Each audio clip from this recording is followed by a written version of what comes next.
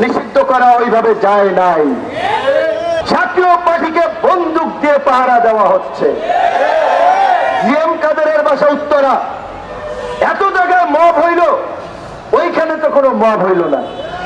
এই যে যারা মবের পালোয়ান, যারা মব বিভিন্ন জায়গায় ফাটাইলেন, ওইখানে কেন ফাটাইলেন না? আপনার সিলেক্টিভ মব করছেন, ফায়দা নেওয়ার জন্য, ধান্দা নেওয়ার জন্য অনেক জায়গায় মব করা হচ্ছে। কারা প্রোটেকশন দিচ্ছে? এটা কি বিপিনুরের গণ অধিকারের ক্ষমতা আছে এই দুর্বৃত্তদেরকে প্রয়োগ করার? এগুলো সরকার করছে, কিংবা বিভিন্ন রাজনৈতিক দল করছে, যাদের ক্ষমতা আছে। আমাদের ক্ষমতা নাই, যেটা আমরা প্রোটেক্ট করছি না। কিছু করতে পেরেছে এই অন্তর্বর্তীকালীন সরকার বা আমরা বিপ্লবীরা কিছু করতে পেরেছি? তার হাতে হাত করা পড়াতে পেরেছি? বরঞ্চ এই সোমান সাহেবের 5-6টা মিডিয়া এখনো ধারাবাহিকভাবে প্রোপাগান্ডা ছড়িয়ে যাচ্ছে। তো তাহলে ফ্যাসিবাদ কারা প্রোটেকশন দিচ্ছে? এটা কি বিপিনুরের গণ অধিকারের ক্ষমতা আছে এই দুর্বৃত্তদেরকে প্রয়োগ করার? এগুলো সরকার করছে, কিংবা বিভিন্ন রাজনৈতিক দল করছে, যাদের ক্ষমতা আছে। আমাদের ক্ষমতা নাই, যেটা আমরা প্রোটেক্ট করছি না। সে মুনিয়া হত্যার বিরুদ্ধে কোনো কথা বলে নাই। এখন আরেকটা ছেলে যাকে গ্রেপ্তার করেছে, যে মাইকিবির, এই ছেলে অনেক, আমি দেখলাম যে সোশ্যাল মিডিয়ার অ্যাক্টিভিস্টদের ধরে নির্যাতন করেছে, তাদেরকে দিয়ে মিথ্যা স্বীকারোক্তি নিয়েছে, বাজে কাজ করিয়েছে। এই জন্য তার বিরুদ্ধে সাইবারে মামলা হতে পারে, গ্রেপ্তার হতে পারে।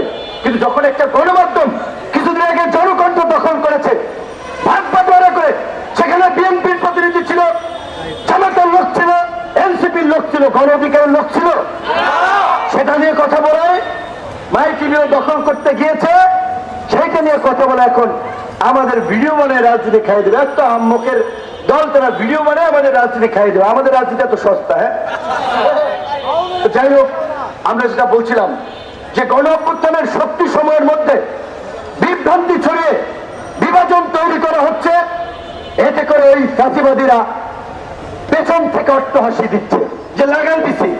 আর আমরা এই গণ অভ্যুত্থানের শক্তি সমূহ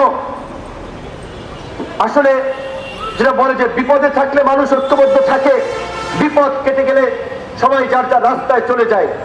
সেই গণ অভ্যুত্থান থাকাকালীন সময়ে আমাদের মধ্যে যে রাজনৈতিক ঐক্য ছিল, আজকে একটা প্রতিযোগিতা তৈরি হয়েছে। প্রতিযোগিতা হতেই পারে, বিভিন্ন রাজনৈতিক দল তার দলীয় আদর্শ কর্মসূচি নিয়ে জনগণকে সংগঠিত করে তাদের দিকে জনগণকে ধাবিত করবে, নির্বাচনের মাঠে প্রতিযোগিতা করবে।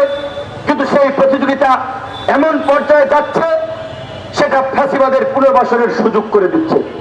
কারণ এক একজন তার দল ভারী করার জন্য, নির্বাচনে জেতার জন্য আওয়ামী ব্যবসায়ী মাফিয়া, ছাত্র পার্টির মতো এরকমের দোসর এই লুটেরাদেরকে আশ্রয় দিচ্ছে, আস্কারা দিচ্ছে। যার ফলে আওয়ামী লীগকে যেভাবে নিষিদ্ধ করা গেছে, জাতীয় পার্টিকে কিন্তু এখন পর্যন্ত নিষিদ্ধ করা ওইভাবে যায় নাই। কিছুক্ষণ আগে বন্দুকলা গাড়ি দেখেছেন না, এখান থেকে টহল দিয়ে গেছে। তারা ভেবেছে আপনারা যদি জাতীয় পার্টির কার্যালয়ের দিকে যাত্রা শুরু করেন, সেই জন্য বন্দুকলার একটা টহল দিয়ে গেছে।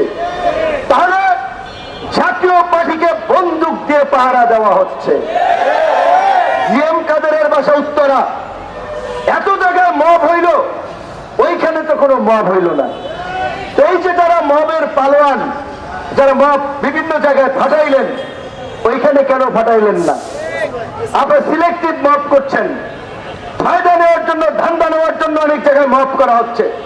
প্রকৃত অর্থে গতকালকে এই রিপোর্টার্স ইউনিটিতে কার্যত এই সমস্ত বিভিন্ন ব্যানারের মাধ্যমে আওয়ামী লীগকে ফেরানোর কিংবা আওয়ামী লীগকে প্রাসঙ্গিক করার যে একটা প্রক্রিয়া চলছে, সেখানে বাধা দিয়েছেন যৌক্তিক। ধানমন্ডিতে জনগণের ক্ষোভের বিস্ফোরণে বিল্ডিং ভস্ম হয়ে গেছে, ক্ষুব্ধ জনতা সেটা ঘটিয়েছে। গণ অভ্যুত্থানের পরে ফ্যাসিবাদের দোসরদের বিরুদ্ধে বিভিন্ন জায়গায় জনগণের ক্ষোভের বিস্ফোরণ ঘটেছে, সেটা যৌক্তিক। কিন্তু পরবর্তী থেকে আমরা দেখলাম এই গণ অভ্যুত্থানের আমাদেরই কোনো ভাই বন্ধু স্বজনরা একেবারে প্রফেশনাল চাঁদাবাজে পরিণত হয়েছে। বিভিন্ন জায়গায় মানুষকে জিম্মি করে হুমকি দিয়ে পয়সা নিচ্ছে, তার ব্যবসা প্রতিষ্ঠানকে প্রোটেক্ট করবে, আবার সেগুলো নিয়ে যখন আমরা কথা বলছি আমাদের বিরুদ্ধে প্রোপাগান্ডা চালাচ্ছে। এমনকি আমাদের দু একজন অ্যাক্টিভিস্ট সারা গণ অভ্যুত্থানে আমাদের পক্ষে ভিডিও বানিয়ে প্রচার করেছেন।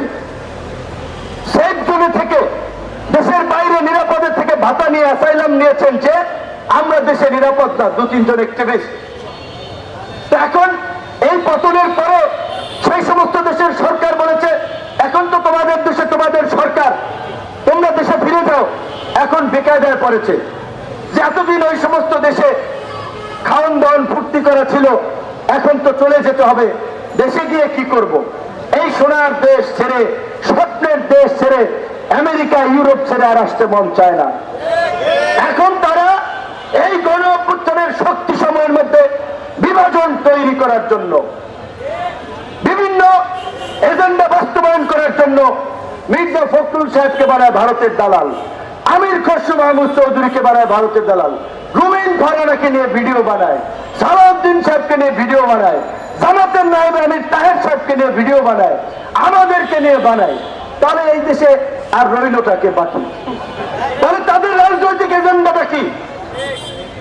এই দুষ্ট লোকগুলো সূক্ষ্মভাবে মানুষকে বিভ্রান্ত করছে, মানুষের বেনাশ করার চেষ্টা করছে। তারা অলিয়া উলিয়া দেখবেন মাঝে মাঝে ইসলামী লাইনে দু একটা কথা বলে, দু একজন হুজুর মাদ্রাসার ছাত্রদের পক্ষে ফেসবুকে স্ট্যাটাস দেয় তাদের ফেসবুক রিচটা ভিউটা ঠিক রাখার জন্য।